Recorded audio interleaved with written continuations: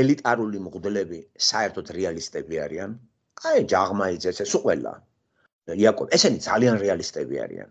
და დაბლა რო ჩამოდივართ, გამოთაყვა, მაგათაც აყავთ თავიანთი ნარიმანი მრევლი. ნარიმანი მღვდლები და ბერები. და მთლიანად ეს საქართველოს გენოფონდს დარტყმას აყენებს რა.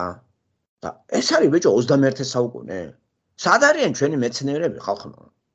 ამ სიგიჟეს არ უკვე პირიქით გაგიჟდა თოფურია ხო? თინათინ თოფურია ხალხო. ეს აფრენს თუ აფრენს კიდე.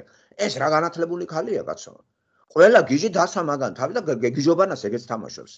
რელიგიურობანას ქალს არაფერი არ ესმის. დააჯდა ეხლა და მეცნიერება შეურწყა აი ეს მისტიციზმი, გამოთაყვანება და ესეც მართლმადიდებლობის განშტოება არის. და ეს რა მეცნიერი ქალი არ გადამრიოთ რა, ღალატობ მეცნიერებას კაცო.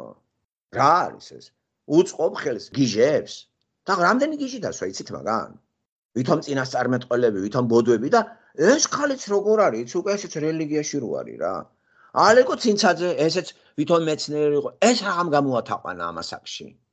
ეს ჰემატრიაზე რო არის, გამოაშტერა მაგანაც ხალხი. საქართველოში გაწყდა ინტელექტუალები. რაღაც გინდათ მაგ ინსტიტუტები. ეს აზროვნების აკადემია რაღაცა გაყენებულ თემებზე რო არის. საქართველო საჩხეს რო ემსგავსება ბოსელს. ამას კრიტიკა არ უნდა. და განათლების სათავესთან რატო ყავს ბნელი ხალხი? გამაგებინეთ ერთი. ისეთ საკითხებში, მეტაფიზიკურ საკითხებში გაუნათლებელი კაცი რატოა?